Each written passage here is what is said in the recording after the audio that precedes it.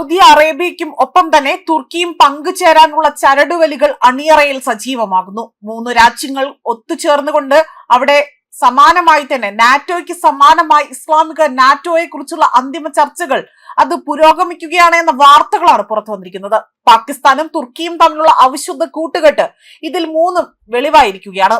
എന്നാൽ ഇപ്പോൾ ഈ 3 രാജ്യങ്ങൾ ഒന്നിക്കുന്നതോടുകൂടി തന്നെ ആശങ്കകൾ ഏറെയാണ്. സൗദി അറേബ്യയും പാകിസ്ഥാനും വളരെ കാലമായി തന്നെ സൈനിക പരിശീലനം ഉൾപ്പെടെയുള്ള അടുത്ത സൈനിക ബന്ധം നിലനിർത്തുന്ന രാജ്യങ്ങളാണ്. സമീപ വർഷങ്ങളിൽ തുർക്കി ഇരു രാജ്യങ്ങളുമായും തന്നെ പ്രതിരോധ ബന്ധം കൂടുതൽ ശക്തമാക്കാനുള്ള ശ്രമങ്ങളും നടത്തി. ഈ 3 രാജ്യങ്ങളും തമ്മിലുള്ള സഹകരണം അത് സവിശേഷം തന്നെയാണ്.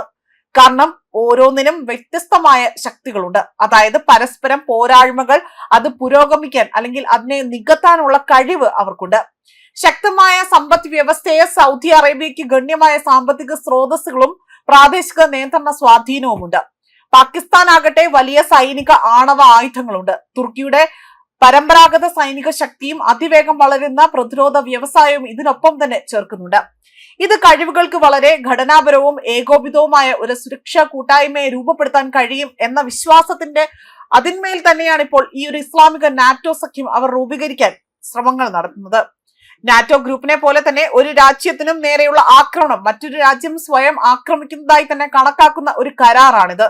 സൗദി അറേബ്യയും പാകിസ്ഥാനും തമ്മിലുള്ള കരാറിൽ തുർക്കി ചേരാനുള്ള സാധ്യതയെ പറ്റിയും ഇസ്ലാമിക നാറ്റോയെ കുറിച്ചുള്ള ചർച്ചകളും ഇപ്പോൾ വലിയ രീതിയിൽ സജീവമാവുകയാണ്. പാകിസ്ഥാൻ, സൗദി അറേബ്യ, തുർക്കി എന്നിവ ഒരുമിച്ചുകൊണ്ട് ശക്തമായ സൈനിക സാമ്പത്തിക ശക്തിയുള്ള ഒരു ഗ്രൂപ്പായി തന്നെ അത് മാറുന്നതിനാൽ ലോകം ഇതിൽ കൂടുതൽ ശ്രദ്ധ കേന്ദ്രീകരിക്കുമെന്നത് തന്നെയാണ് വൃത്തങ്ങൾ സൂചിപ്പിക്കുന്നത്. ബ്ലൂംബർഗ് റിപ്പോർട്ട് അനുസരിച്ചുകൊണ്ടാണ് നിലവിലുള്ള ആ ഒരു പരസ്പര പ്രതിരോധ ചട്ടക്കൂട്ടിൽ ചേരുന്നതിനായി തന്നെ തുർക്കി നിലവിൽ സൗദി അറേബ്യയുമായും പാകിസ്ഥാനുമായും ചർച്ചകൾ നടത്തിവരുന്നത്. തുർക്കിയും കൂടി ചേർന്നാൽ നാറ്റോയുടെ ആർട്ടിക്കിൾ 5 സമാനമായ ഒരു കൂട്ടായ്മ പ്രതിരോധ വ്യവസ്ഥയാൽ തന്നെ 3 രാജ്യങ്ങളും ബന്ധിതരാകും. അതേസമയം ഇതിനു മുൻപേ തന്നെ തുർക്കി നാറ്റോയിലും അംഗമാണ്. തുർക്കി നാറ്റോ കൂട്ടായ്മയിലെ അംഗമാണ് എന്നത് പ്രത്യേക പ്രതിരോധ കരാറിൽ പങ്കെടുക്കുന്നത് നാറ്റോ ബാധ്യതയുടെ ഒരു ലംഘനമാണ്.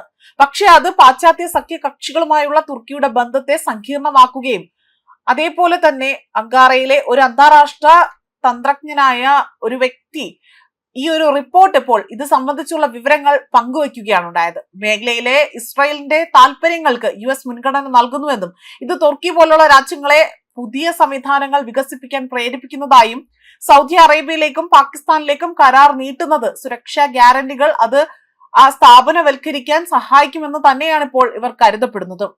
ആയതിനാൽ തന്നെയാണ് ഇത്തരം ഒരു റിപ്പോർട്ട് ഇപ്പോൾ പുറത്തുവിട്ടിരിക്കുന്നത് എന്നതാണ് വ്യക്തമാക്കിയിരിക്കുന്നത്. ന്യൂസ് ഡെസ്ക് കർമ്മ ന്യൂസ്.